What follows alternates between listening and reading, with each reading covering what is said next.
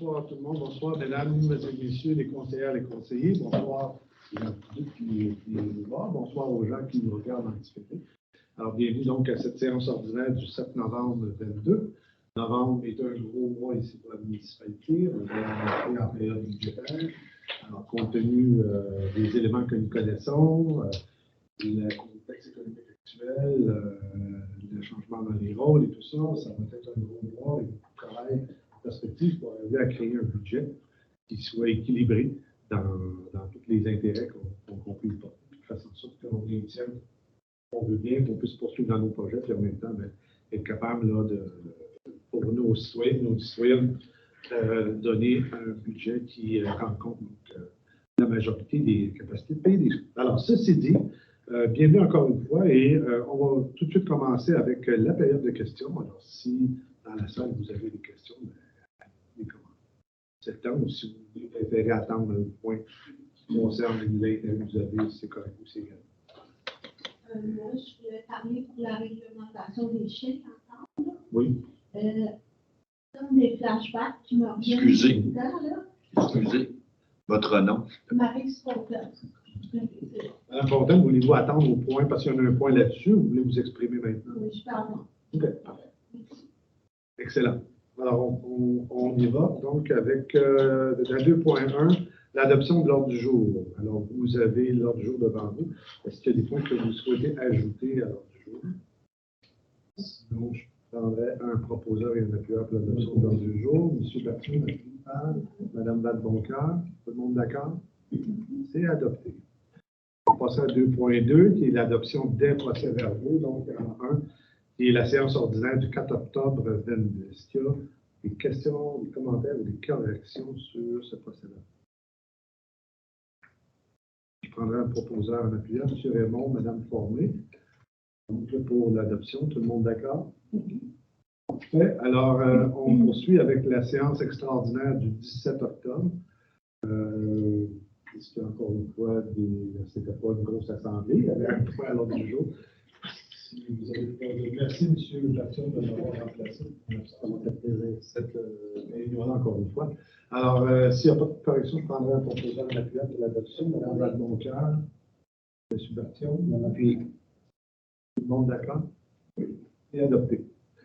On poursuit avec le point 2.3, donc l'adoption des comptes et engagements de crédit. Vous avez la liste qui figure. Pardon. Alors, attendu que le conseil municipal a pris connaissance de la liste des chèques émis, des virements bancaires, la liste des comptes à payer pour le mois d'octobre, il s'en déclare satisfait, attendu de les accepter et d'autoriser les paiements.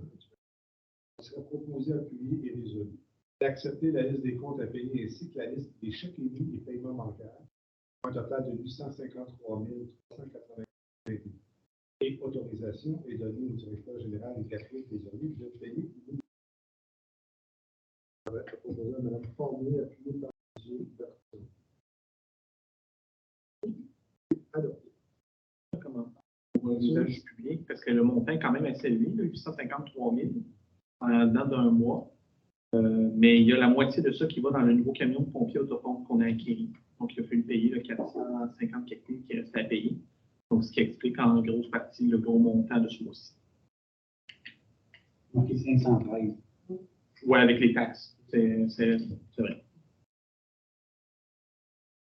Ça complète? Oui, je pense cette nuance-là. Oui, tout à fait. Alors, au point sur le rapport sur les plaintes, alors nous avons eu une plainte. Donc, un citoyen qui s'est plaint avec raison du stationnement des véhicules dans les voies cyclables. Alors, malheureusement, on en voit encore de ça. Et puis, il y a une pointe. Alors, cette plainte-là a été transmise de la Sûreté du Québec pour faire ça. Et il ne faut pas gêner quelqu'un qui stationne dans les pistes cyclables à lui rappeler que ces pistes-là sont aménagées pour pas. Ça complète le point sur le rapport du plan. Est-ce qu'on sait si la Sûreté du Québec va faire des tournées pour vérifier ça? Là? Parce que moi aussi, j'en ai vu. Là, quand on a transmis l'information à la Sûreté, est-ce qu'on leur a demandé de faire un peu de suivi là-dessus, là, parce que ça arrive souvent. Là. Effectivement, ça a été transmis à la SQ, puis le mot que j'ai reçu de la marraine, c'est qu'ils allaient porter plus d'attention. Jusqu'au 15 novembre, date à laquelle ça tombe là, pendant la période hivernale. Vendredi, j'étais avec le groupe de marche pour faire quand même le tour du secteur urbain et tout ça, puis j'ai pas rien vu, heureusement, de cette pratique. C'est plus la fin de semaine. Ouais, peut-être. Ça va. Alors, poursuivons avec le renouvellement de l'abonnement annuel Constellio. Alors, Constellio, c'est une application, un programme informatique donc, qui gère les archives de la municipalité, qui permet donc des opérations sur l'archivage des documents et de tout ce qui concerne nos dossiers. Alors, donc, on est rendu à le renouvellement de l'abonnement annuel. Donc, considérant que le Conseil a accepté d'acquérir Constellio, donc le nouveau programme de gestion des archives et de gestion de la documentation, et considérant qu'il y a lieu de procéder au renouvellement de Constellio pour la prochaine année, donc c'est annuel, il serait proposé d'appuyer et résoudre. D'autoriser le paiement de l'abonnement annuel de Constellio pour la période du 1er octobre 22 au 30 septembre 23 pour le montant de 11 865 $ plus les taxes applicables. Je prendrai un proposant, M. Raymond, un appuyeur, M. Bertin. Tout le monde d'accord? Oui. C'est adopté.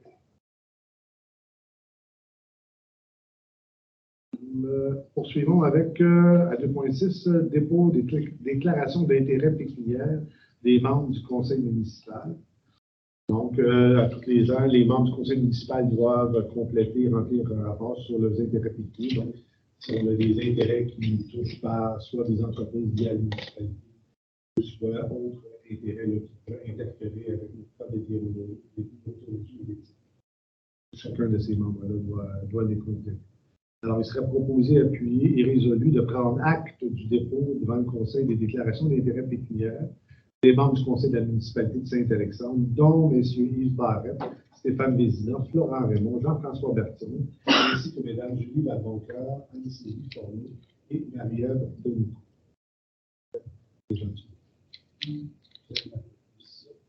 Mme Lavoncoeur, appuyé Mme Fournier. Bon, d'accord. Voilà. Alors,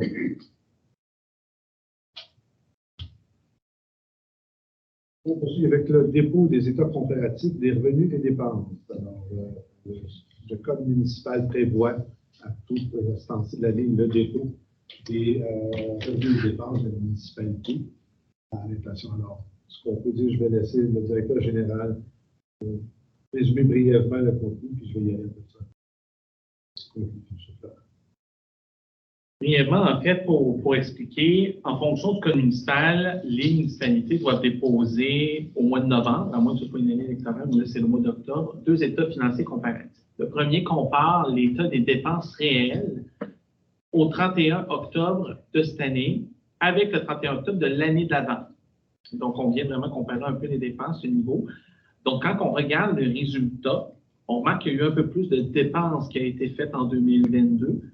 Surtout en cadre, dans le terme du remboursement de capital, par exemple. Éventuellement, il va y avoir une écriture comptable pour les renverser en raison du refinancement qu'on a eu un peu plus tôt cette année. En termes de revenus, il y a eu plus de revenus également de la municipalité par rapport à 2021, par rapport à 2022. Principalement en termes de services rendus et de transferts conditionnels. Donc, les transferts, c'est une subvention qu'on fait au gouvernement. Et les services rendus, c'est par exemple les locations de pavillons, les services que l'on rend à d'autres municipalités dans le cadre des entrées incendies ou des éléments comme ça. Donc ça, c'est le premier état financier. Le deuxième, on tente de faire un estimé avec l'information que l'on a au moment du dépôt. D'aujourd'hui jusqu'au 31 décembre 2022 pour voir si la municipalité va être en surplus, va être à peu près équilibrée, va être en déficit, un peu pour donner, c'est surtout pour les élus en vue de la préparation budgétaire. Donc, quand on fait l'exercice, la municipalité aurait un petit surplus de 45 000, ce qui est quand même correct, compte tenu du fait qu'une municipalité n'est pas une entreprise à profit, donc on n'est pas supposé faire des millions là, en termes de surplus là, à ce niveau-là. Mais la municipalité garde le cap à ce moment-là, on a un peu de marge de manœuvre pour d'ici la fin de l'année. Donc, ça va quand même relativement bien nos affaires à ce niveau-là. Donc, par le pouvoir qui est conféré par la loi, je vous dépose ces 2 états financiers-là conformément aux articles du Code municipal. Merci. Ce que je veux ajouter à ça, c'est que notre budget est en très, très bonne main. On s'en va vers Pas de surprise désagréable pour l'élaboration du budget. Un léger surplus qui est attendu, c'est parfait. Alors, moi, je tiens.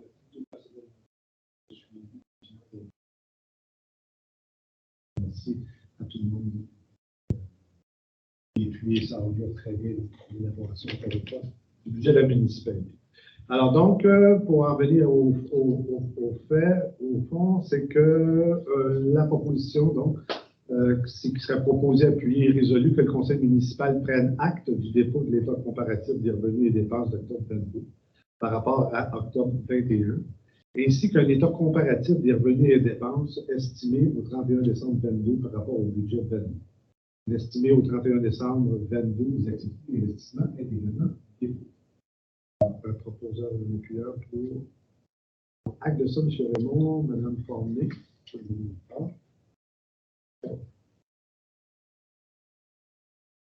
2.8, un gros point, calendrier des séances pour l'année civile 23. Donc, vous avez la liste des dates des séances ordinaires du Conseil pour l'année 23. Alors, on ne s'épiloira pas là-dessus, donc il s'était proposé, appuyé et unanimement résolu que le calendrier ci-après soit débuté. Donc, pour tout le monde, c'est toujours le premier lundi du mois. Hormis s'il y a des fêtes, tout ça qui viennent parfois là, tasser un petit peu la date, mais autrement que ça, c'est le premier lundi du mois, qui est la séance ordinaire. Alors, qui fait la proposition? M. Bertion, appuyé, Mme Dade-Boncoeur. Tout le monde d'accord? C'est adopté. Je rappelle qu'un avis public du contenu va être aussi également publié pour l'autre histoire. Radiation de factures à 2.9. Alors, on a 4 grosses factures qui traînent, une de 2016, une de 2019, 2017 et 2018. Donc, ces factures-là totalisent 636,78 $. Donc, on va tout simplement les éliminer. Puisqu'on n'arrive pas là, à travers ces années-là à la récupérer, c'est ça. C'est une radiation de facture. Alors, il serait proposé, appuyé et résolu, donc, de procéder à la radiation des factures que je vous ai mentionnées. Et on fait la proposition. Mme Forné, appuyé, M. Raymond. Tout le monde d'accord? Oui. C'est adopté. À 2.10, octroi de contrat pour l'installation de caméras de sécurité dans le parc et à l'hôtel de ville. Alors, donc, on va renouveler le parc de nos caméras qui organisent, qui s'assurent donc de la sécurité ici à l'hôtel de ville, au terrain des loisirs, la cantine et tout ça. Alors, donc, c'est un ensemble qu'on doit faire. Dans le passé, ça nous a été utile dans une certaine mesure, sauf qu'il y a des caméras qui ont moins bonne performance, mais on a besoin de ça. Il y a toujours certaines vagues malheureusement, de vandalisme qui se fait à travers les ans. Alors donc, se protéger de ça, puis avoir un suivi, ça peut des caméras qui le sont. Alors, il serait proposé, appuyé et résolu que le conseil municipal de Saint-Alexandre octroie le mandat de mettre les caméras de surveillance à l'hôtel de ville à la firme Alarma pour un montant de 2150 $ plus les taxes. Que le groupe Alarma ajoute une caméra de surveillance à l'hôtel de ville pour un montant maximal de 300 $. Et que le conseil municipal octroie le mandat de remplacer les caméras de surveillance au parc Marie-Jeanne Fréjot à la firme Alarma pour un montant de 1900 $, plus les taxes. Moi, j'ai peut-être une question avant. Finalement, est-ce qu'on sait la qualité des caméras, c'est ce qu'il y a de mieux ou... C'est pas nécessairement, c'est pas du 4K. Okay. C'est du 4 mégapixels, donc je pense que c'est un peu de style HD. Mais c'est une caméra qui est reconnue au niveau commercial et institutionnel. Oui, c'est bon pour la commercial. Excellent. Donc, dans ce cas-là, je vais en faire la proposition. Sur l'action, Je l'appuie. Mme Dade. Tout le monde d'accord? C'est adopté. Maintenant, à 2.11, représentant municipal auprès du centre d'entraide d'Henryville. Alors, vous savez, le centre d'entraide d'Henryville est actif ici sur le territoire de la municipalité pour la Guignolée, pour la porte roulante et pour divers services qu'ils offrent à nos citoyens. Et il est bon pour la municipalité qu'on ait quelqu'un qui nous représente, qui représente donc les intérêts des citoyens et citoyennes de Saint-Alexandre. Alors donc, on avait appuyé donc nous avons trouvé une personne, la personne de Mme Anne-Sylvie Forné, qui agira comme représentante municipale auprès du centre d'entraide dans des villes. Alors, merci de votre implication, parce qu'encore une fois, c'est important qu'on soit là, puis qu'on fasse en sorte que nous, on bénéficie des services, mais qu'également, on met la main à la porte pour l'ensemble de la région. Et aussi, excellent. Alors, c'est proposé par M. Raymond. M. Berton, vous appuyez, tout le monde d'accord? Oui. C'est adopté. Alors, encore une fois, félicitations. Bonne chance dans l'ajout de nouvelles fonctions. M. Raymond. Puis j'aimerais faire un suivi aussi parce que le président, M.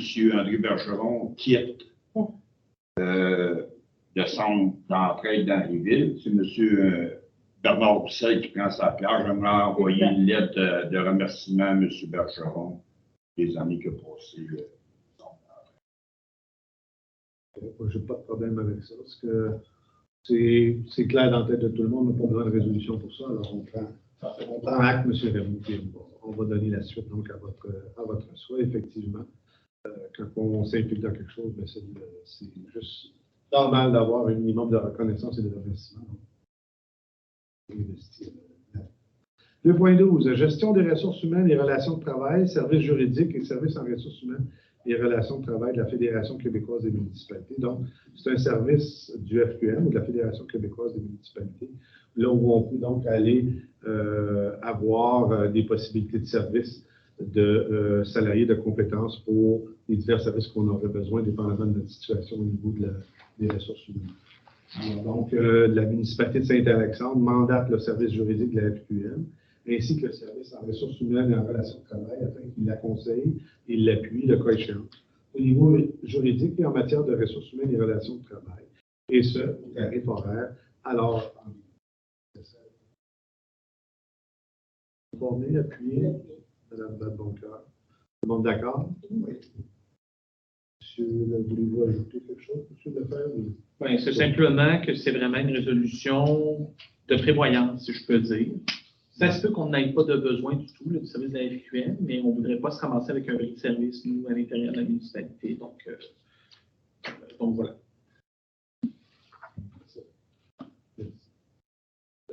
Évaluation des bâtiments de la municipalité pour les fins d'assurance.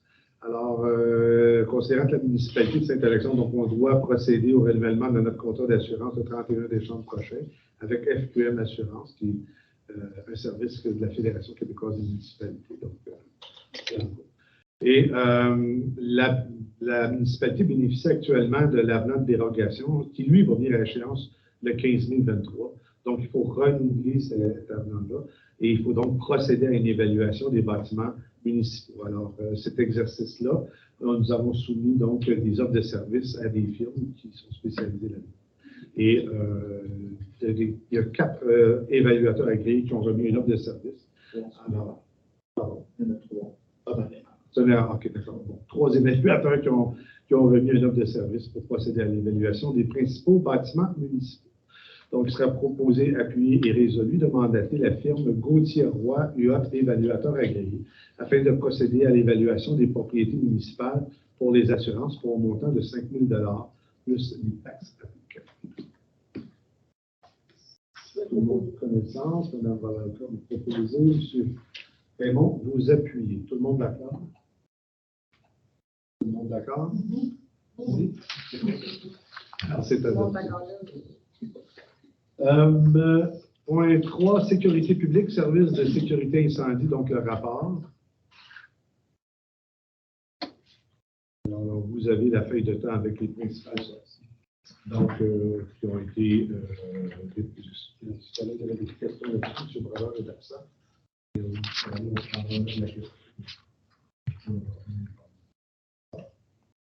Excellent. Alors, on poursuit. On avait mentionné, par exemple, dans le rapport que finalement, on a reçu notre camion. Là. On en a parlé vite tantôt, là, mais là, on l'a, le camion. Oui, j'en avais un peu. Vous avez tout à fait pertinent de me rappeler. On a reçu notre nouveau camion. Et ça est actuellement en test et tout ça. On pourrait le remettre à leur main, si je peux le dire. Alors, c'est un beau camion, je peux vous dire ça. Alors, comme on dit, les jeunes full technologie, et puis qui va nous permettre donc d'être encore plus efficaces pour nous. L'appel. Seulement, ça a un coût qui est associé à ça, comme toute chose. Mais toute chose doit être changée éventuellement. Puis là, ben, équipé pour un bon bout de temps, encore avec la meilleure technologie, qui va permettre encore plus. Il y a un coût, mais on l'a acheté dans le bon temps, je pense. Hein? Parce qu'aujourd'hui, c'est encore plus cher. Tout à fait. Puis le conseil a eu aussi la bienveillance de mettre des sous de côté pour être capable d'absorber une partie des coûts. Alors, je pense que capable d'être un petit peu. Puis, quand on a un bon service d'incendie aussi, tout le monde, leurs assurances de maison et de bâtiments coûtent moins cher. Les gens disent que ça coûte cher un camion de pompiers, mais ça, les assurances, ça coûte moins cher pour tout le monde. Tout à fait. Je peux faire quelques remerciements, parce que c'est quand même un gros contrat. Je pense que la municipalité remercie la firme Aérofeu pour le travail qui a été fait dans le dossier. On tient à remercier également Justin Robert, le consultant qui nous a accompagnés tout au long du dossier pour nous aider à nous conseiller dans la confection du camion. Puis je tiens vraiment à remercier nos deux cadres au niveau incendie qui ont mis beaucoup d'énergie et beaucoup de temps sur la réalisation de ce projet-là, donc Benoît Brodeur et Richard Bonhomme, qui ont fait un gros travail là-dessus. Donc, je les félicite vraiment pour le travail effectué. Tout à fait. On fait peut-être dans l'ordre une motion de félicitations pour le travail qui a été effectué. Tout à fait. Ça sera proposé par On va le proposer. M. Martineau. C'est appuyé à l'unanimité. Oh, tout à fait. Excellent. Tout le monde d'accord? C'est adopté. On poursuit, on change maintenant de thème pour le transport. Donc, recommandation de paiement numéro 3 pour la réhabilitation, oui, du rang Sainte-Anne. Alors, c'est le dernier des paiements pour la réhabilitation du rang Sainte-Anne. Donc, ceux et celles qui l'empruntent le savent. Maintenant, il est beaucoup plus carrossable, beaucoup plus confortable. Et puis, absolument, vous questionnez. Alors, c'est une bien bonne chose de faire parce que, bon, on est rendu, on tient à jour nos routes par la municipalité. Puis, le rang Sainte-Anne, ben, il était dû pour, comme on dit familièrement, un peu d'amour, un peu beaucoup même. Alors là, on procède là, au dernier paiement de ça. Alors donc, il serait proposé, appuyé et résolu de libérer la retenue à construction technologique. Un montant de 21 474 et 74 sous plus les taxes applicables. Et encore une fois, le dernier paiement pour la réhabilitation donc, sur un secteur. Alors, c'est proposé par M. Raymond, c'est appuyé. Mme Badoncar, tout le monde d'accord? Hygiène du milieu, donc, à 5.1, résolution pour plus de transparence sur l'eau. Alors, c'est une résolution d'appui afin d'obtenir la transparence dans les volumes d'eau. Ça a été dans l'actualité, ça, à l'effet que les compagnies puisent de l'eau qu'ils embouteillent et qu'ils vendent. Et on connaît très mal, les volumes qui sont extraits et nappes pour cette eau-là, et deux, encore moins, les redevances que touche le gouvernement sur ces eaux-là. On sait que ça ne représente pas des sommes extraordinaires, mais, encore une fois, il s'agit de faire en sorte que cette ressource-là, les informations reliées à ces ressources-là soient publiques, que tout le monde sache à quoi s'en tenir, puis bien planifier la ressource. Alors donc, c'est une résolution d'appui, effectivement, pour obtenir la transparence dans les volumes d'eau prélevée et embouteillée, dans le but de bien encadrer l'information sur l'état de la ressource, son maintien et l'établissement d'une juste redevance. Actuellement, ces informations-là sont classées secret commercial. Alors, considérant le dépôt du projet de loi 42 visant principalement à assurer la révision des redevances exigibles pour l'utilisation de l'eau, il serait proposé, appuyé et résolu de demander à l'Assemblée nationale et au gouvernement du Québec de prioriser une gestion durable et transparente de l'eau en modifiant le cadre juridique, faire en sorte que l'information devienne publique, de demander à la Fédération québécoise des municipalités, la FQM, et l'Union des municipalités du Québec d'adopter leurs propres résolutions qui ont le même effet, de demander au MRC et aux municipalités du Québec d'adopter leurs propres résolutions au même effet, et finalement de transmettre une copie de la présente résolution au ministère de l'Environnement et de la lutte contre les changements climatiques, au ministère des Affaires municipales et de l'Habitation, à la FQM et à l'UE. Moi, je le propose. C'est appuyé par Mme Fournier. Tout le monde d'accord? Oui. C'est adopté. À 5.2, appel d'offres, travaux de réparation dans le réseau d'égouts sanitaires de Saint-Alexandre. Alors, il y a eu des inspections par caméra qui ont été faites dans le réseau sanitaire et qui ont relevé certaines anomalies, des bris, des fuites et tout ça. Alors, donc, suite à ces rapports-là, bien, on a mandaté, on est allé en appel d'offres pour des firmes pour faire la réparation de ces problématiques-là. Alors, je prendrai donc un proposeur, un appuyeur et nous voterons la résolution à l'effet que le directeur général et greffier trésorier procèdent au lancement de l'appel d'offres public par le système électronique d'appel d'offres SEAO et dans le journal Constructo pour des réparations dans le réseau d'égouts sanitaire de Saint-Alexandre, selon le devis préparé par le directeur général, de nommer M. Marc-Antoine Lepage, directeur général et greffier trésorier, personne responsable du vote, selon le règlement de gestion contractuelle de la municipalité. Donc, on va aller en ce que j'ai dit tantôt. Madame Nadeau, aviez-vous donné des informations? Je ne sais pas là, si vous voulez avoir des infos.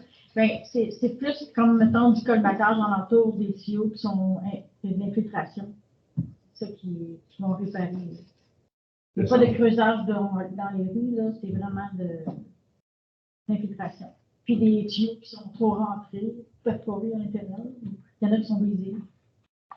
Dans ce temps-là, il faut qu'ils creusent. Ils vont les colmater.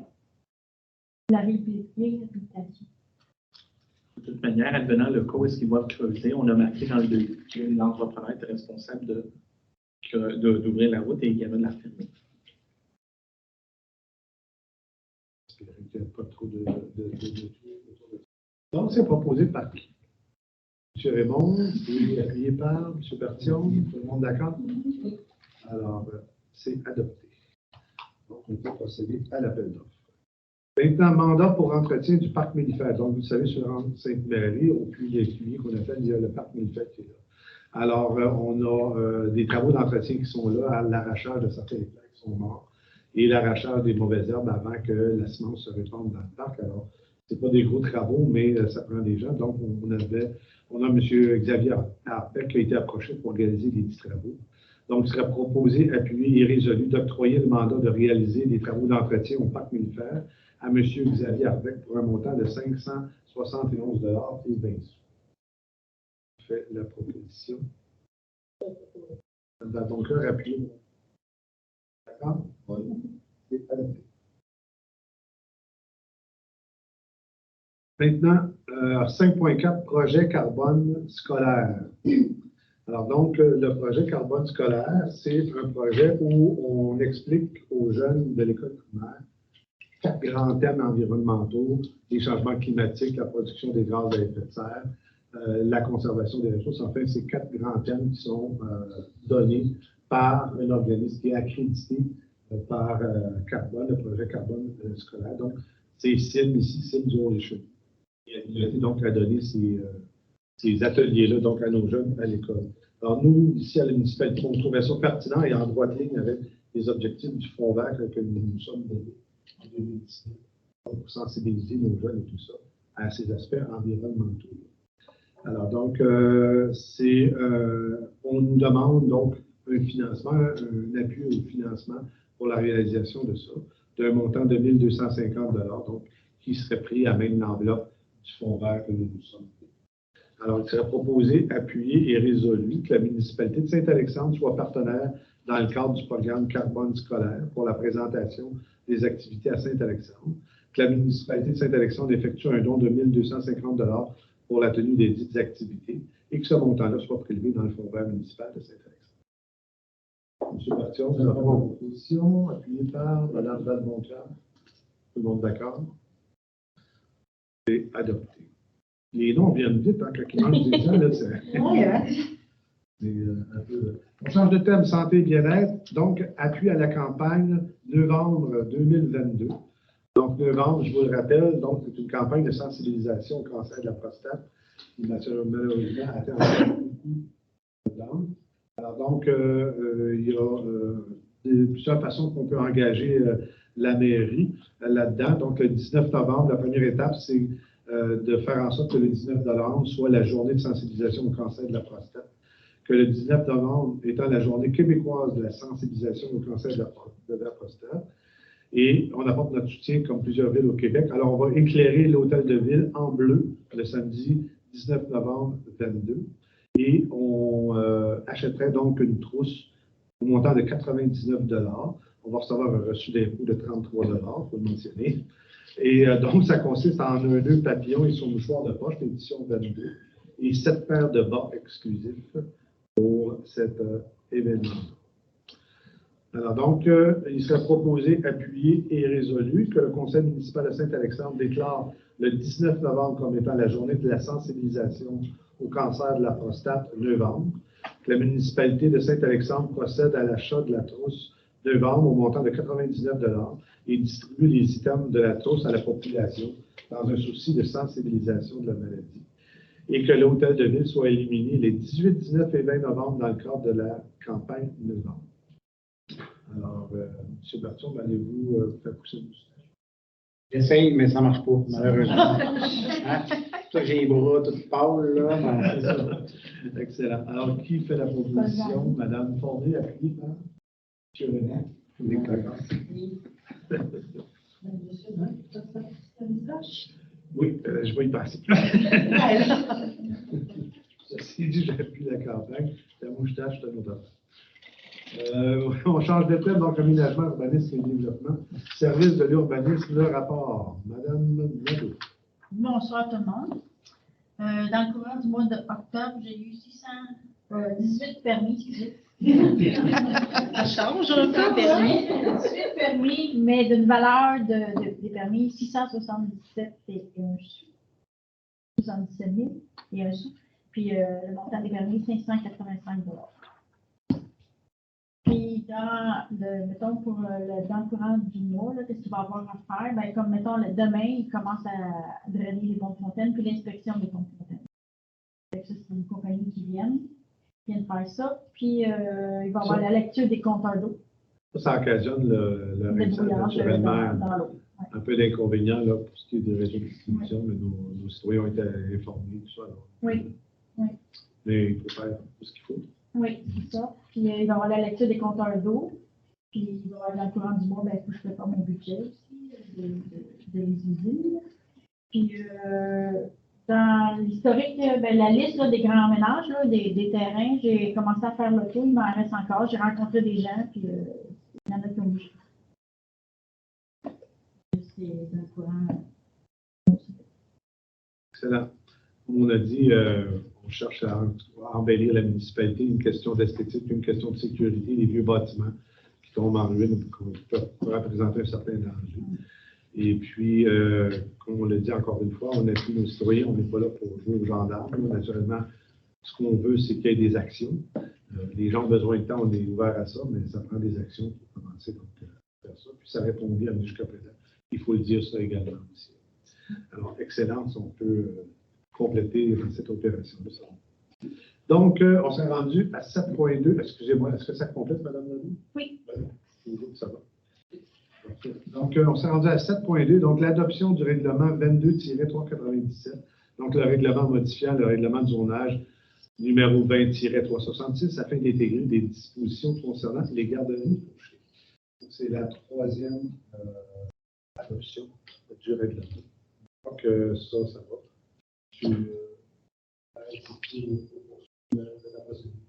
En fait, excusez-moi, j'ai été un peu déconcentré par l'alarme qui vient d'être incendie. Vous me disiez quoi, excusez-moi? Non, il n'y a pas de date, c'est juste pour la suite dans la procédure pour l'adoption du règlement. Nous l'adoptons ce soir, puis après ça s'en va. En fait, si le Conseil décide d'adopter le règlement ce sour, nous, au niveau municipal, elle est terminée. Donc, ce qui va rester, c'est de l'envoyer à la MRC du Haut-Richelieu, comme tout règlement de zonage. Une fois que la MRC va l'avoir adopté, qu'elle va certifier qu'il est conforme au schéma d'aménagement, et bien là, le règlement rentrera en vigueur sur le territoire municipal.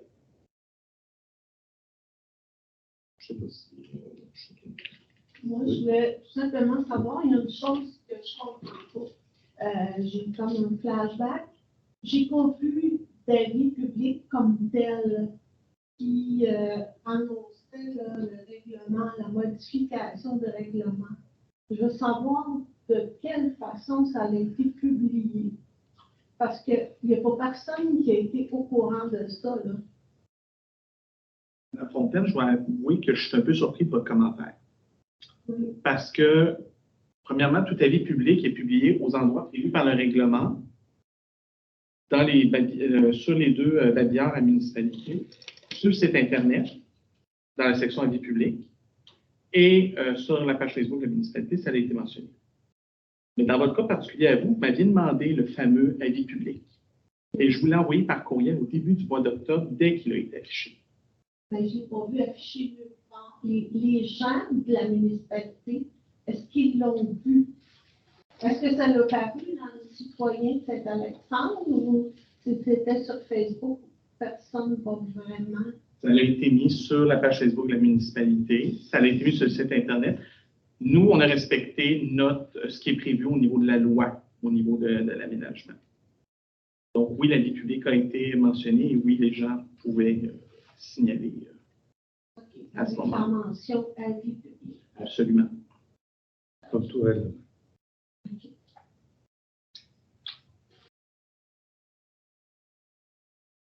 Alors, je prendrai un proposeur, un appuyeur pour l'adoption de la résolution.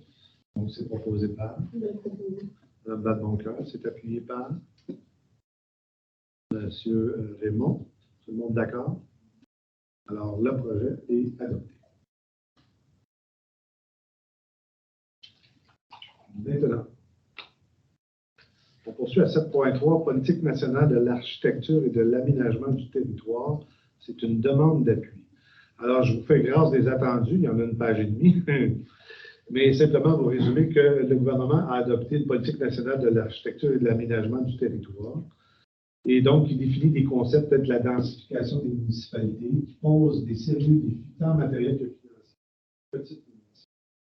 Les municipalités rurales sont limitées dans leur développement à cause des différents lois qui touchent l'aménagement du territoire, la CPTAQ, la loi de l'environnement qui régit les zones humides. Et donc, la résolution demande de tenir compte de la réalité des municipalités rurales. Dans l'aménagement des municipalités, dans la structure de financement municipal, c'est encore par le biais des taxes foncières que les municipalités financent l'essentiel de leurs activités. Tant que cet élément-là n'aura pas été modifié, tout ça, ben, les municipalités demandent d'avoir un certain jeu, là, tout en respectant les territoires agricoles, naturellement, et tout ça, mais quand même, il faut considérer que c'est des limites, donc, pour certaines municipalités. Alors donc, la proposition demande au gouvernement de reconnaître le statut particulier des municipalités rurales en regard de la politique nationale d'architecture et d'aménagement du territoire et aux objectifs de densification irréalistes hors du contexte des grands centres d'agglomération urbaine. On peut bien densifier, mais ce n'est pas toutes les municipalités qui ont la capacité de le faire, qui ont les infrastructures pour le faire, qui ont une volonté aussi de vouloir le faire. Les municipalités qui les aient gardées, le format dans lequel elles sont maintenant. En deux, de demander à la ministre des Affaires municipales et de l'Habitation et au ministre de l'Agriculture, des Pêcheries et de l'Alimentation, d'alléger le contrôle sur les possibilités de développement à l'extérieur des périmètres urbains, dans une optique de survie des municipalités rurales par une révision de la loi sur la protection du territoire et des activités agricoles et une modulation des orientations gouvernementales et la politique nationale d'architecture et d'aménagement du territoire, considérant que le territoire en entier constitue un milieu de vie. Le développement de la grande majorité des municipalités rurales a été et demeure encore tributaire de l'accès au territoire et qu'en ce sens, les milieux de vie situés hors des périmètres urbains sont essentiels à la vitalité de ces dernières. Les municipalités rurales, du fait de leurs caractéristiques, grands espaces, proximité des espaces naturels, paysages de tranquillité, etc., offrent un milieu de vie répondant aux besoins d'une part importante de la population. Demander au ministère de l'Environnement et de la lutte contre les changements climatiques d'abroger, donc d'enlever, les normes relatives à la protection des milieux humides d'origine anthropique, donc des milieux qui sont à la main de l'homme, transmettre la présente résolution pour appui à la Fédération québécoise des municipalités et aux municipalités du Québec et transmettre la présente résolution au gouvernement du Québec, qui en fait la proposition. Madame Formé, c'est appuyé par l'utilisation. Tout le monde d'accord? C'est adopté.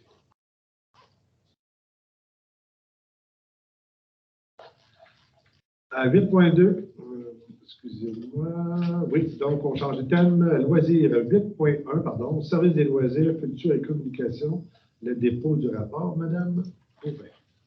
Bonsoir. Donc, au courant du mois d'octobre, on a beaucoup travaillé pour, évidemment, la fête de l'Halloween qui a eu lieu le 31 octobre. On a commencé à préparer aussi notre activité de Noël. On a commencé à préparer nos activités hivernales.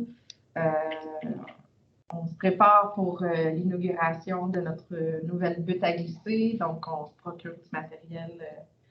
En fait, on attend de voir si on va obtenir la subvention demandée pour acheter les tubes. Mais on en aura assurément là, cet hiver. Donc, les activités, là, les cours suivent leur cours jusqu'en décembre. Ensuite, qu'est-ce qui est arrivé en octobre? On a eu notre première heure du compte là, le 15 octobre. On a eu 4 familles qui ont participé à notre première activité d'heure du compte à la bibliothèque. Donc, on est bien satisfait là, de cette nouvelle activité. La prochaine aura lieu le 19 novembre. Et c'est une initiative là, d'une citoyenne qui s'est portée volontaire. Elle fait ça bénévolement. Donc, on souligne encore une fois l'implication précieuse de nos bénévoles. Et ensuite, en communication, on maintient là, nos canaux de communication habituels, là, donc nos infolettes, le site Internet, la page Facebook, on essaie de mettre à jour les tableaux, les panneaux et tous nos outils. On commence à en avoir plusieurs. Et qu'est-ce qui s'en vient dans les prochaines semaines? Bien, on a lancé la semaine dernière nos inscriptions pour notre dépouillement d'arbre de Noël qui aura lieu le 11 décembre. Donc, c'est une première pour nous à Saint-Alexandre depuis bon nombre d'années, un dépouillement. Donc, les inscriptions là, sont possibles jusqu'à lundi, le 14 novembre. Et voilà, ensuite, on va continuer durant le mois de novembre à se préparer pour Noël, préparer à l'hiver. On aura notre collecte de sang le 29 novembre. Donc, on invite les citoyens à prendre rendez-vous pour donner du sang et donner un peu de temps aussi comme bénévole là, durant l'événement. Et puis, la séance de décembre va arriver juste après. Mais le samedi 3 décembre, il se passe beaucoup de choses à Saint-Alexandre. On aura le marché féerique de Noël à l'école de Saint-Alexandre. On aura le marché de Noël par l'Association des loisirs au pavillon. On aura la guignolée aussi. Tout ça la même journée, le 3 décembre. Donc, vous serez occupés assurément le 3 décembre. Et voilà, c'est ce qui nous occupe pour les prochaines semaines. C'était un bon agenda. Est-ce qu'il y a des commentaires, des questions? Ben, moi, je trouve ça très bien, le dépouillement d'arbre de Noël. Là, je trouve ça génial. Là, fait que, félicitations, c'est une bonne idée. On va rendre nos enfants heureux. Oui, on a déjà 45 inscriptions, mais là, puis là, 45, ça, c'est 45 familles. C'est bon. Donc là, il y a 2 ou 3 enfants, peut-être même 4 enfants par famille. Donc, je n'ai pas calculé le nombre d'enfants, mais. C'est quand même pas mal. Oui. Bien, ça passe. Ça va y On aurait dû faire ça le 3 décembre aussi. Oui, mais là, le Père Noël était déjà occupé. Ah, c'est ça. Ouais, Donc, ça va être où? L'arbre ici? non, ça va être au pavillon des loisirs. Oui, à l'intérieur. Non, c'est la municipalité qui offre les cadeaux aux enfants. Dans le fond, si je peux rajouter quelque chose, c'est que je fais partie du Centre d'action bénévole en Henryville. Toutes les municipalités autour font beaucoup de dépouillements d'arbres de Noël. Puis c'est pas juste aussi pour, comment je peux dire, donner des cadeaux, puis que ce soit une addiction, mais c'est plutôt aussi pour des familles qui sont dans le besoin. Des fois, avec l'inflation, c'est difficile des fois de rejoindre les deux bouts. Ben, avoir un petit cadeau, là, ça peut donner un petit coup de pouce. Fait que pour que ces gens-là se manifestent absolument. En fait, l'invitation a été envoyée au centre d'entraide pour que le centre d'entraide cible les familles de notre territoire et les invite là, précisément. Là. Belle initiative. Peut-être par l'école aussi, là, que vous pourriez passer des fois. Oui, c'est vrai. Des fois, ils ont une bonne connaissance là, des Ouais. familles qui en ont besoin. Ouais. Il ne faut pas perdre de vue la clinique de sang du maire. Allez vous faire saigner. Et puis, c'est pour la santé. Ouais, ben. Il n'y a pas de bon sens. Très important. Permettez-moi un peu de mots, mais c'est très important, le sang, les opérations, enfin, vous savez, comme moi, un peu, les besoins sont là-dedans. Alors, quand on peut aller donner, allez donner. Parce que, encore une fois, les besoins sont très. Merci beaucoup à Mme Boulouin pour votre rapport. On poursuit avec 8.2, appel d'offres pour les travaux d'aménagement d'une butte à glisser. Donc, ça consiste à faire l'escalier d'accès, ensemencer la butte et le gazonnement. Et également aussi, il y a une certaine partie d'empierrement qui va être faite sur un des côtés de la butte pour retenir le sol qui a été aménagé. Alors, actuellement, là, on a un escalier temporaire. On a récupéré l'escalier de la vieille glissade, puis on l'a installé là. Et puis, ça va servir pour la saison, mais on va avoir un bel escalier fait correctement, là, selon les règles de l'art, pour la chose. Alors, il serait proposé, appuyé et résolu que le directeur général et greffier trésorier, M. Lefebvre, procède au lancement de l'appel d'offres public par le système électronique d'appel d'offres, le fameux SEAO, et dans le journal Constructo pour des travaux d'aménagement de la butte à glisser, selon le devis préparé par M. Lefebvre, directeur général, et de nommer M. Marc-Antoine Lefebvre, directeur général, personne responsable de l'octroi du contrat selon le règlement de gestion contractuelle de la municipalité. Qui en fait la proposition? M. Raymond, M. Pertion. D'accord? Oui. Adopté. Y a-t-il juste une petite chose vite vite, le compte tenu là, qu'on va faire des travaux plus tard, j'imagine au printemps? Est-ce que cet hiver, il y a des risques pour endommager la butte?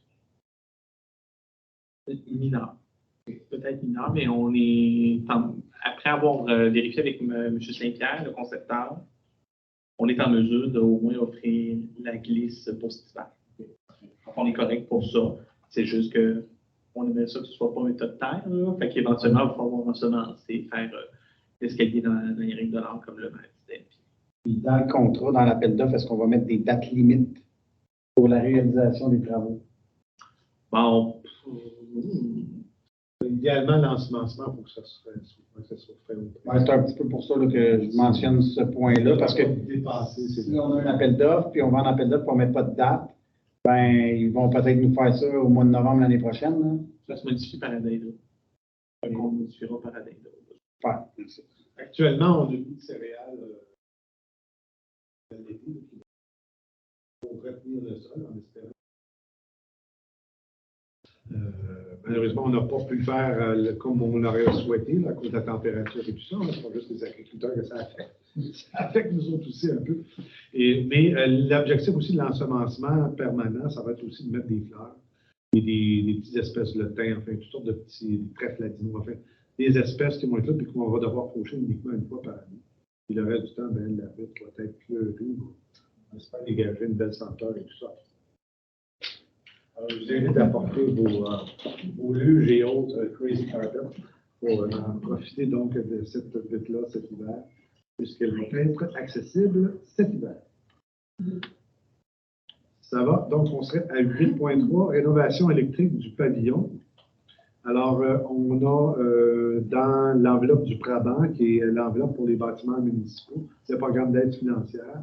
Alors, il reste des sous là-dedans. Et on va donc profiter de ces sous-là pour faire des réparations électriques au pavillon sur du câblage électrique, puis également changer certains luminaires, les mettre au luminaire, et ainsi de suite.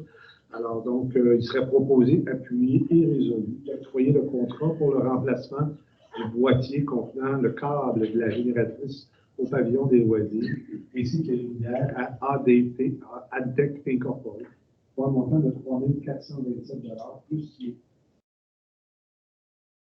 Donc là, proposé, appuyé par Mme Formé. Tout le monde d'accord? C'est adopté. 8.4, appel d'offres commun avec la municipalité d'Henryville pour la réalisation, oui, de plans et devis pour la réalisation, la fabrication d'une patinoire. Alors, dans le plan directeur des loisirs, comme vous le savez, il est prévu d'avoir une patinoire, une nouvelle patinoire qui va remplacer celle qu'on a déjà, et avec un toit. Nous savons qu'Henryville a actuellement la même démarche dans leur parc des loisirs. Alors, avec les discussions que j'ai eues, entre autres, avec la mairesse d'Henryville, on va se mettre en commun pour pouvoir faire des appels d'offres communes, pour être capable donc d'aller chercher des économies d'échelle, puis en même temps, d'avoir donc une personne qui va s'occuper de gérer les deux patinoires, et donc vous allez nous appuyer là-dedans. Alors donc, je rappelle que le mandat consiste à la réalisation des plans et devis. On verra ce que ça donnera, puis après ça, selon l'évolution du dossier et également des désirs de chaque municipalité, on veut-tu un toit en bois, on veut-tu un toit en acier, en toile, etc. Et après ça, on pourra continuer l'évolution. Et je trouve ça extrêmement intéressant qu'on puisse donc avoir cette collaboration, cette mise en commun des ressources de deux municipalités qui va profiter donc à tout le monde et seulement nous conseiller. Donc, il sera proposé, appuyé et résolu que la municipalité de Saint-Alexandre et la municipalité d'Henryville participent à un appel d'offres commun afin d'obtenir les services d'un ingénieur pour la réalisation des plans et devis des deux projets de patinoire extérieure. Que le directeur général et greffier trésorier de Saint-Alexandre, M. Marc-Antoine Lefebvre, et la directrice générale et greffière trésorière d'Henryville, Mme Sylvie Larose-Asselin, rédigent le devis de l'appel d'offres. Que le conseil municipal autorise M. Marc-Antoine Lefebvre à procéder au lancement de l'appel d'offres public par le système électronique d'appel d'offres, le SEAO, et dans le journal Constructo pour la réalisation des plans et devis des projets de patinoire, selon le devis administratif préparé le 27 octobre 2020. Que le conseil municipal de Saint-Alexandre désigne M. Lefebvre comme responsable de l'appel d'offres au nom des deux municipalités. Que les frais relatifs à la publication de l'appel d'offres soient payés de façon égale par les deux municipalités impliquées et que toute publication d'addendos doit être approuvée par les directeurs généraux et greffiers trésoriers des deux municipalités. Alors, s'il y a des changements, mais naturellement, il faut que les deux soient d'accord. Je vous propose, M. Bertillon, vous proposez, c'est appuyé sur Raymond. Tout le monde d'accord? Oui. C'est adopté. Alors, c'est peut-être le début d'une très belle collaboration avec une autre municipalité de Brésil. Et en tout cas, en ce qui me concerne, moi, ça tombe très bien dans ce qu'on souhaite faire dans une municipalité. En s'entraidant, on peut faire des économies et aller plus vite sur certains dossiers. 8.5, service d'ingénierie de la Fédération québécoise des municipalités, accompagnement de projets du parc municipal de Marie-Jeanne-Fréjus. Alors donc, c'est une résolution à l'effet que la FQM ont des services d'ingénierie qui va donc venir appuyer les démarches du directeur général pour la réalisation donc des éléments du plan directeur. Il y a la patinoire, il y a la pump truck, il y a d'autres dossiers. Alors donc, pour appuyer le directeur général là-dedans, pour lui donner un coup de main technique et de planification et tout ça, on fait affaire donc à des ressources que nous offre la Fédération québécoise des. Alors donc, la proposition, donc, que le Conseil autorise que la municipalité utilise les services d'ingénierie et d'expertise technique de la FQM afin d'effectuer la planification et la gestion de son territoire, de ses infrastructures et de ses équipements municipaux, et qu'à cette fin, que la municipalité conclue une entente avec la Fédération québécoise des municipalités. Que soit autorisé à signer pour le compte de la municipalité, donc, M. Lefebvre. Ça va être moi et vous, M. Barrett. D'accord. Donc, M. Lefebvre et M. Maire soient autorisés à signer pour le compte de la municipalité l'entente visant la fourniture de services techniques par la Fédération québécoise des municipalités, applicable pour l'ensemble des municipalités, et que soient autorisés à effectuer toute formalité découlant de cette entente. Et que le directeur général soit autorisé à effectuer toute formalité. Excellent. Tout le monde connaissance, proposable en appuyant, Mme Appuyé, Monsieur Bertillon. Tout le monde d'accord? Oui. C'est le faire? Non. Excellent. À 8.6, la grande semaine des tout-petits. Alors, donc, il serait proposé, appuyé et résolu que la municipalité de Saint-Alexandre proclame la semaine du 14 au 20 novembre 2022 comme étant la grande semaine des tout-petits. Donc, c'est une invitation à se mobiliser pour la grande semaine des tout-petits. Rebondir ensemble parce que les tout-petits ont aussi des droits, qui est la thématique. Donc, c'est la 7e édition de cette activité-là. Puis, c'est important pour nous, la municipalité, de soutenir ça et de garder, entre autres, des bonnes relations avec l'école et le CPE, justement pour prendre soin puis s'occuper des intérêts de nous. Alors, je pense que c'est une initiative. Alors, il sera proposé, appuyé et résolu que la municipalité de Saint-Alexandre proclame encore une fois la semaine du 14 au 20 novembre comme étant la grande semaine des tout-petits. Qui en fait la proposition? Mme Dagemonclair. L'appui, Mme Formé, tout le monde d'accord. Et ça clôt l'ensemble des thématiques. Au point 9, c'est le retour des comités. Alors, je ne sais pas si les comités respectifs. Ben, on peut parler de l'environnement. On a eu justement un comité ce mois-ci. On a parlé justement Rance-Joachim, la galette, de bloquer un fossé.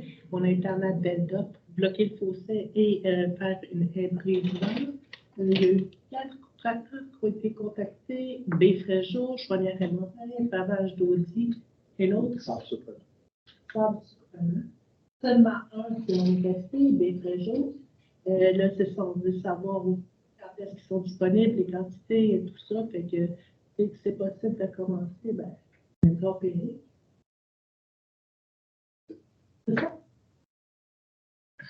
Il peut sourire, je ne sais pas si je dis niaiserie. Non, c'est bien correct. Je peux être heureux aussi. Non? C'est bien correct. Fait que c'est l'environnement. Ouais, c'est une belle initiative là, que de Ouais. faire ça, parce que rappelez que quand même, Laurent Saint-Joachim, c'est avec le petit bout du qui appartient, c'est 2,5 km. 2,5 km de brisement. Ça commence à apparaître. Et puis donc, c'est plusieurs ans. Ça vaut aussi ça. L'année prochaine qu'en 22, mais pour ce qui est des voyages de terre, de remplissage et tout ça, naturellement, un petit peu. C'est juste à côté de l'autoroute, fait que tout. On va voir que ça. Tout à fait. Il n'y a pas de sortie encore. Monsieur Raymond, au comité? Ben, moi, c'est la voirie. On vérifie aussi pour entretenir les chemins comme il faut. Surtout peut-être pour 2023. Enlever le sel dans les rues de la municipalité, ben, du village.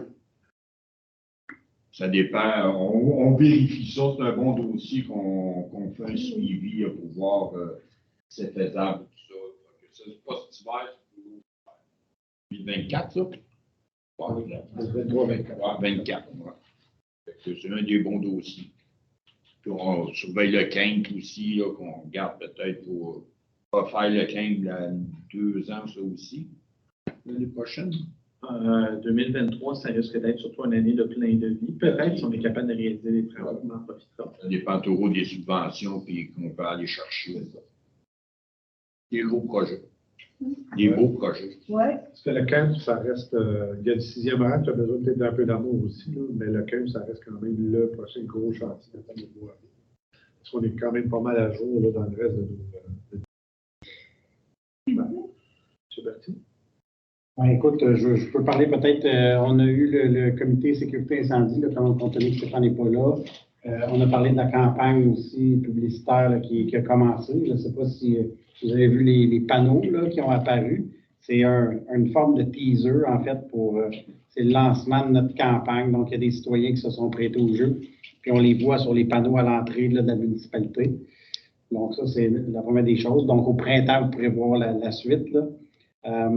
Et j'ai le comité aqueduc aussi, là, on a discuté du futur réservoir donc qu'on veut implanter là, dans la municipalité pour accueillir, pour être capable de stocker plus d'eau et de stabiliser en même temps la qualité de notre eau pour les citoyens. Donc voilà les 2 comités là, que j'ai participé au du monde. Oui, moi, j'ai le développement social, mais Odile, elle l'exprime tellement bien avant moi, il me reste comme plus grand-chose à dire à ce moment-là. Mais c'est ça, on a fait l'Halloween. On remercie tous les citoyens qui sont venus nous voir à notre kiosque. On a bien aimé ça avec Anne-Sylvie et Marie-Ève qui n'est pas là ce soir. Oui, M. Maire, sans l'oublier. Oui, c'est ça. Sinon, ben, on est en préparation de dépouillement d'arbre de Noël. Puis on continue les cours et tout ça. Voilà. C'est ça. Alors, à nos citoyens dans la salle, vous avez manqué l'occasion de vous faire tirer la bonne aventure. Là, on change. Une belle activité. Super. Ouais, c'est le fun. Ça fait le tour. Alors, merci pour les comités respectifs. Alors, il y a de l'activité pour 2023, c'est sûr. Point 10, affaires diverses. Est-ce qu'il y a des éléments que vous souhaitez discuter? D'accord. Point 11, correspondance.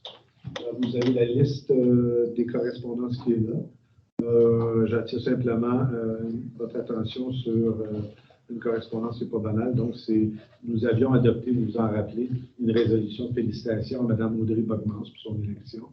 Et nous avons eu également le souhait de pouvoir travailler avec elle et de collaborer sur les différents dossiers municipaux qu'on va faire. Alors, elle nous a répondu. Alors, donc, bonjour, M. Lefebvre. Donc, c'était M. Lefebvre qui avait fait l'envoi. Un grand merci au conseil de votre municipalité pour cette félicitation. Il me fera toujours grand plaisir de travailler en collaboration avec vous et les élus de Saint-Alexandre pour faire avancer les dossiers de la municipalité. À bientôt, Audrey Bogmans. Alors, on y compte bien. Et on a hâte de la voir. Tout à fait, avec l'ensemble de l'œuvre, si je peux dire. Oui, exactement. Enfants et compagnie. Et puis, donc, c'est ça, ils sont venus chercher. Mais non, on est très heureux de résultat de ces élections-là. On a bien hâte de s'asseoir avec elle pour travailler. Là, maintenant, Mme Bogmans doit trouver son bureau, s'installer. Puis, une fois ça fait, là, à ce moment-là, elle sera plus en mesure de discuter avec vous. Je ne sais pas si vous avez mettre en évidence. Non, pas proprement dit. C'est beaucoup d'administratif, donc non. Ça clôt le point correspondance.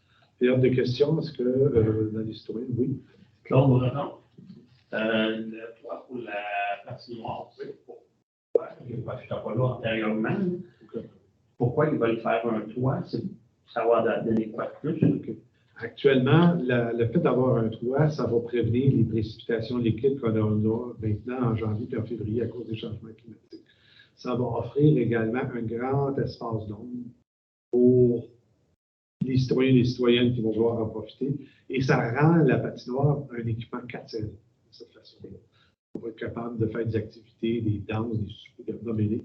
Il y a plein de choses qui vont être possibles du fait qu'on est couvert, autant naturellement par la pluie, tout ça. Mais d'abord et avant tout, c'est vraiment dans la prévention et le maintien d'une patinoire. Il y a été des années, vous me corrigerez, Mme Nadeau, mais je pense qu'on a eu 2 semaines d'utilisation. Puis après ça, dès qu'il y a une précipitation, un fluide qui tombe, forcément l'expression.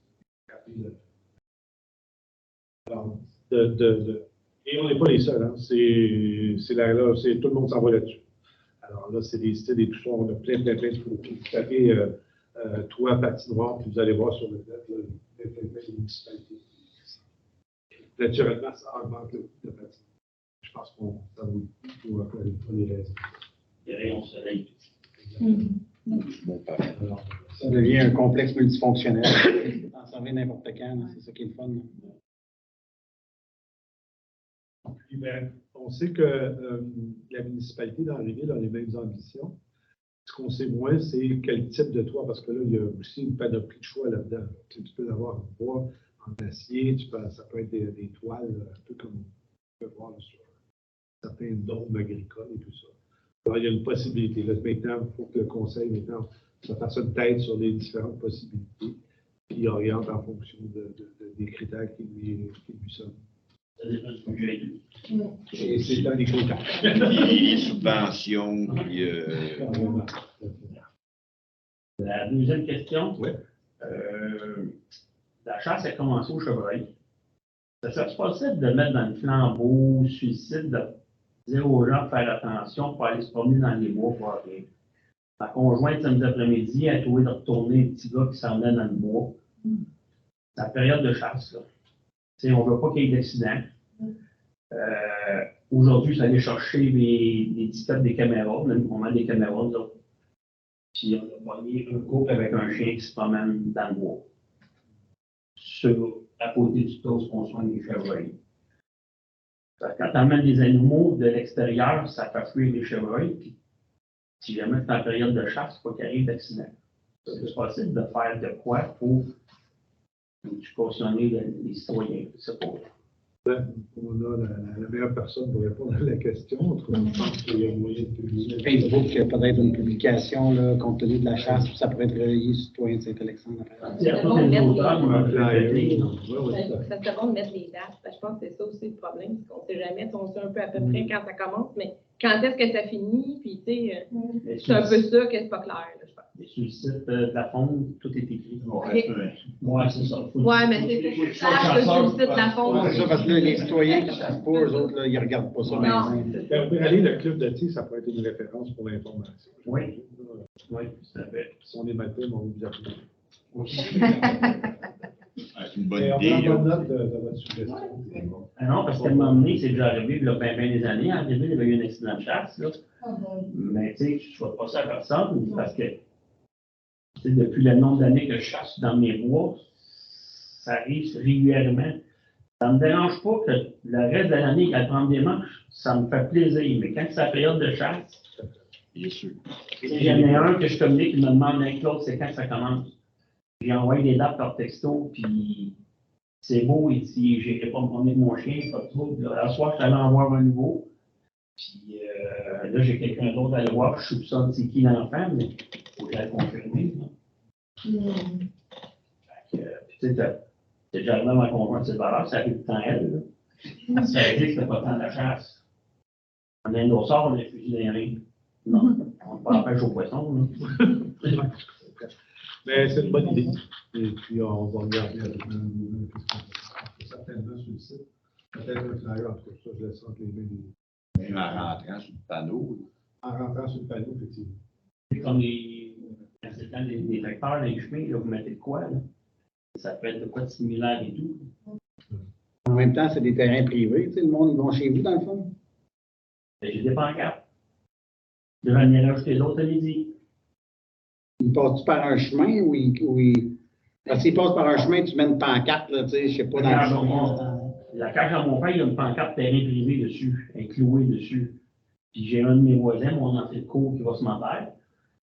C'était un chasseur, lui et tout, puis il a poigné une madame, elle vient prendre sa manche avec son chien. Moi, j'ai mis un cadre pour barrer l'accès au pas qu'il y ait de véhicule, mais elle passe par-dessus le corps à pied, ben, ça va prendre sa manche. Lui, il l'a poigné, puis disons qu'il n'est pas très doux. Il est direct. Il est assez direct. Il a viré de bord, c'est vrai. C'est sûr qu'il y a des risques, là, tu sais. Ben, C'est pas chez vous non plus, tu sais, c'est ça aussi. En tout cas, il y a deux choses là-dedans. Tu sais, il y a la question de la sécurité pendant la période de chasse, puis la question après ça, des gens qui, moi, je dirais ça, prennent ça un petit peu large. c'est à tout le monde. Mais je pense qu'on peut faire une publicité sur Facebook, juste, tu sais, mettre en garde les gens, puis après ça, on pourra le relayer sur Citoyen de Saint-Alexandre. Puis écrire aussi une propriété privée, demander La permission. la permission de passer sur les terrains. Là. Le monde pense parce qu'on a des terres que c'est public, ça. Là. Non. Je ne sais pas jusqu'où la municipalité peut aller dans son texte, là, mais. Ben, sur Facebook, là, moi, je ne suis pas une chasseuse. Là. Je ne les connais pas, les dates. Je vais aller me renseigner au ministère de la Faune. Vous dites sûrement qu'eux font déjà des publications. Je veux dire, ça ne doit pas être une problématique qui est vécue seulement à Saint-Alexandre. Donc, dans ce genre de campagne-là, moi, je vais me référer au ministère ou à des organismes là, plus connaisseurs, là, puis je vais partager leur information. Là, c'est surtout l'automne, tu sais. Ouais. Ça commence fin septembre, puis ça finit au 1er décembre. Mm-hmm. C'est ça qui est la période, parce que tu as plusieurs à l'arbalète. Oui, c'est ça. C'est ça, là. Les ondes, puis... Les ondes. Mais c'est quoi qui est le plus? C'est la chasse au chevreuil, dans le fond? Mais ici, mais il y en a qui vont en perdrix. Là, c'est Les perdrix ici. Ben oui. Les règles, ça marche. Bon, mais ça, c'est du monde qui vont en chasse à ça. Ça, c'est au printemps.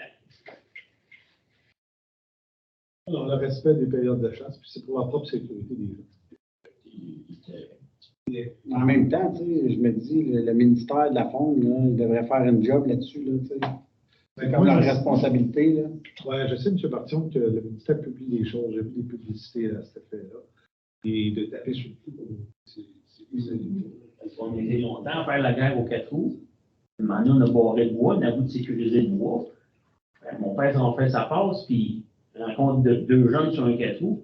Ils s'en vont dire à mon père qui n'est pas chez eux. ça va bien.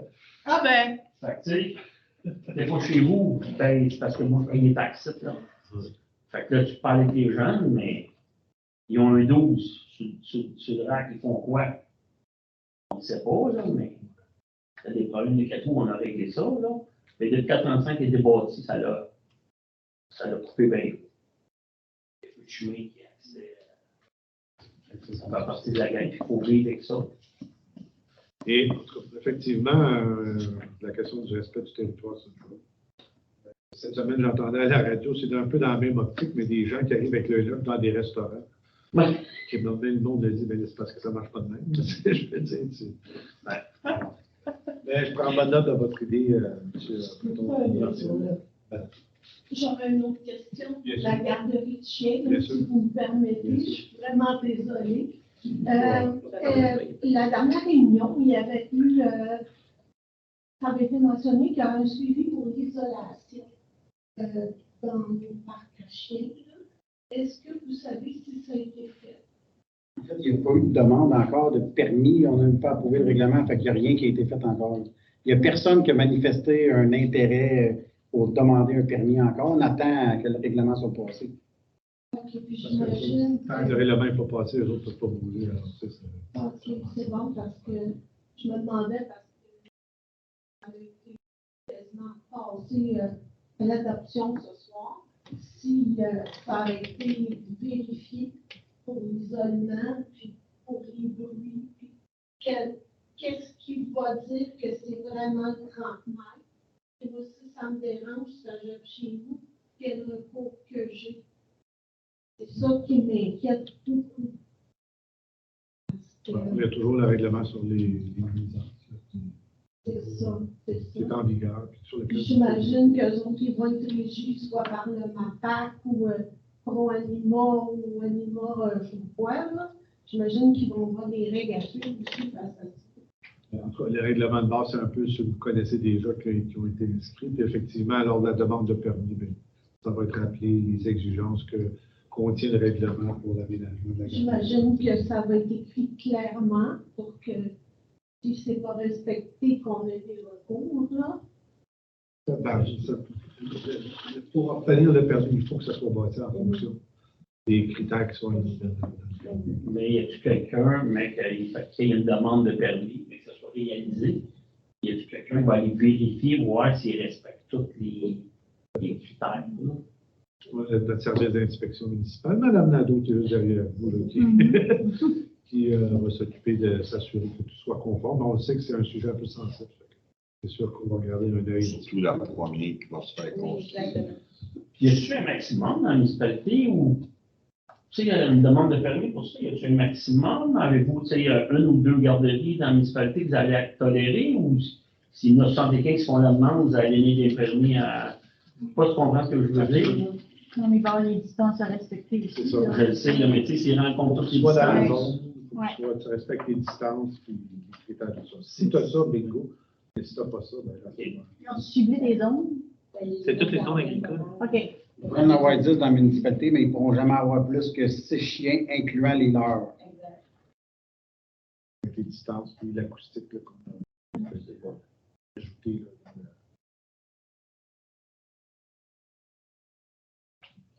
Si je peux rajouter, dans le règlement, c'est vraiment marqué que ça ne dérange pas que les notions en bien-être animal et en garde animale doivent être respectées.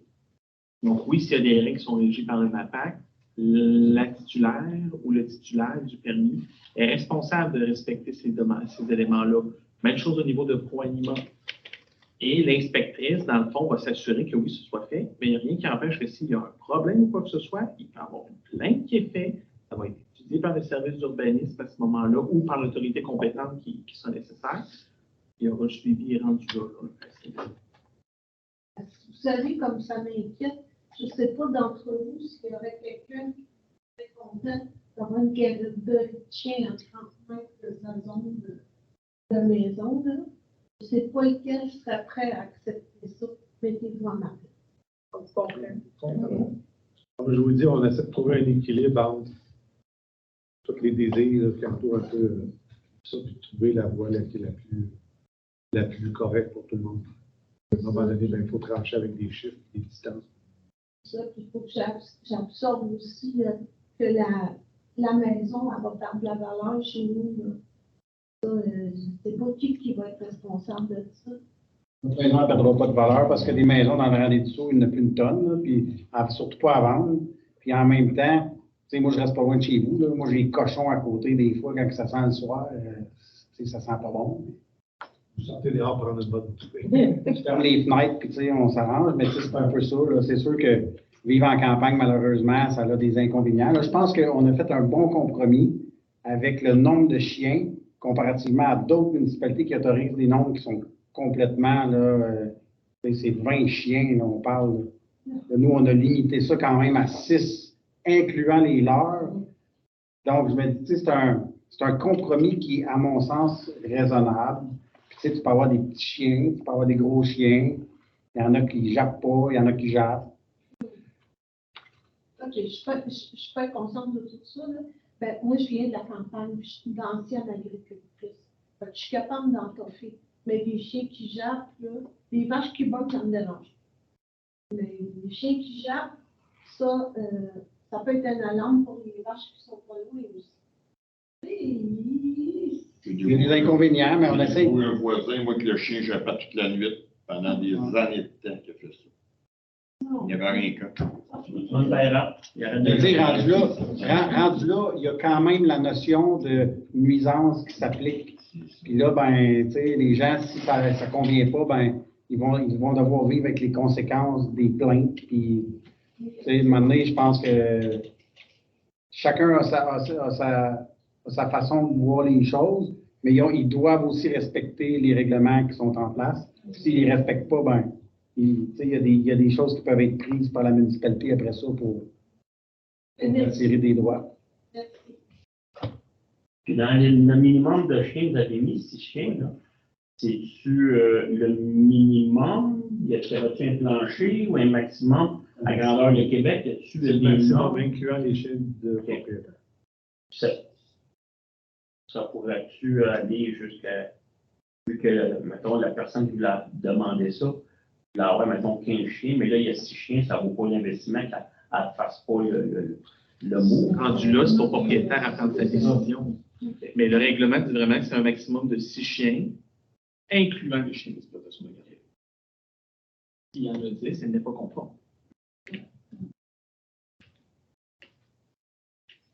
Voilà. Est-ce qu'il y a d'autres questions, commentaires? Eh bien, ça mettrait fin donc à notre séance. Là, je prendrai personne pour la lever. Merci de votre présence. Merci de venir exprimer vos inquiétudes puis tout ce qui peut toucher les éléments. Aucun problème avec ça, au contraire. Puis, dans la mesure où on peut servir le monde. On est là pour servir le monde. Puis, tous les intérêts aussi. Alors, on essaie de faire encore une fois un bel équilibre. Alors, merci tout le monde autour de la table. Bonne fin de soirée. Puis, on se revoit à travers les comités et les autres sections. Aiguisez vos crayons de plomb, parce que le budget s'en vient. C'est toute la journée, des 8 heures. Non, le 19, oui. Le 16, c'est le 19.